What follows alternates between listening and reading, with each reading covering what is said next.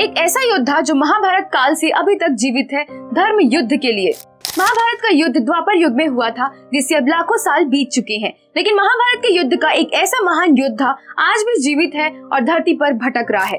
ऐसा कहा जाता है कि ये महान योद्धा कलयुग में धर्म युद्ध के लिए भगवान कल्कि का साथ देगा और धरती से समस्त पापों का नाश कर देगा।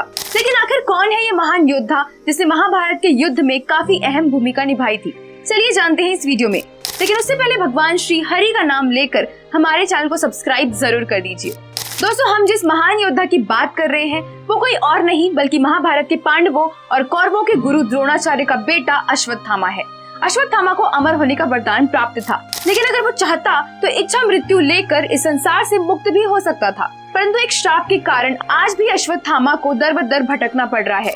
वो श्राप उसे भगवान श्री कृष्ण ने दिया था, जिसके चलते आज तक अश्वत्थामा को मुक्ति नहीं मिल पाई है।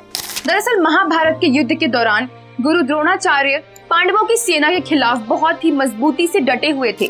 ऐसे में गुरु द्रोणाचार्य को रास्ते से हटाने के लिए कोई न कोई युक्ति लड़ाना बहुत जरूरी था। इसलिए भगवान श्री कृष्ण ने धर्मराज युधिष्ठिर से कहा कि जाओ और गुरु द्रोणाचार्य से कहो कि अश्वत्थामा मारा गया, क्योंकि उस कुरुक्षेत्र में एक युधिष्ठिर ही ऐसे योद्धा थे जो सत्यवादी थे और उनकी बात पर हर कोई भरोसा करता था।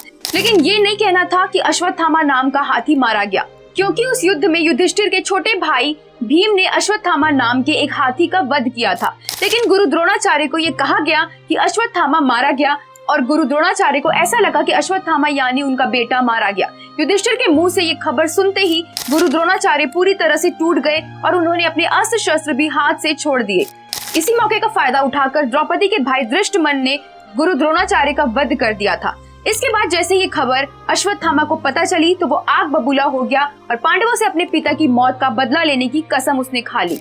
इसके बाद जब महाभारत का युद्ध खत्म हुआ और कौरवों की सेना हार गई, तो रात के समय में बचे हुए कौरवों को अपने साथ लेकर अश्वत्थामा ने पांडवों के बसेरे पर हमला कर दिया और पांडवों के कई योद्धाओं को उसने मौत के घाट उतार दिया। अश्वत्थामा के द्वारा मारे गए उन योद्धाओं में द्रौपदी का भाई धृष्टमन और द्रौपदी के 5 पुत्र भी शामिल थे।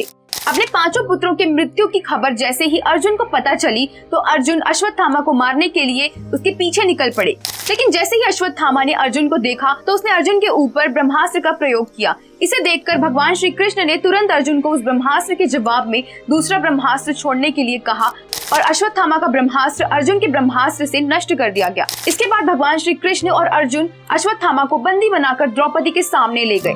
लेकिन द्रौपदी को अश्वत्थामा के ऊपर दया आई और उसने अश्वत्थामा को माफ कर दिया। लेकिन भगवान श्री कृष्ण का क्रोध अश्वत्थामा के कर्मों को माफ नहीं कर सकता था, इसलिए भगवान ने उसे श्राप दिया कि जाओ अश्वत्थामा, तुम्हें अमर होने का बहुत घमंड है ना, तो मैं तुम्हें श्राप देता हूँ कि तुम मृत्यु के लिए भीख मांगोगे।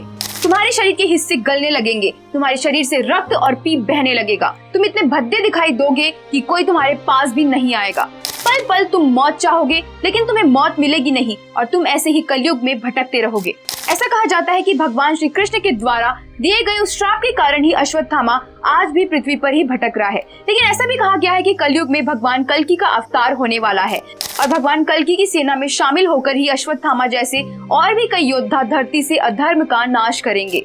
इस घटना पर आपके क्या विचार हैं? कमेंट बॉक्स में लिखकर हमें जरूर बताइए। इसके साथ ही वीडियो अगर आपको पसंद आया है तो वीडियो को लाइक और शेयर जरूर करें। लेकिन ध्यान रहे, इस वीडियो को हमने इंटरनेट पर ली गई जानकारी के आधार पर बनाया है, इसलिए किसी की धार्मिक भावनाओं को आहत करने का उद्देश्य हमारा नहीं है। साथ ही फेसबुक पेज को लाइक और फॉलो भी करें। धन्यवाद।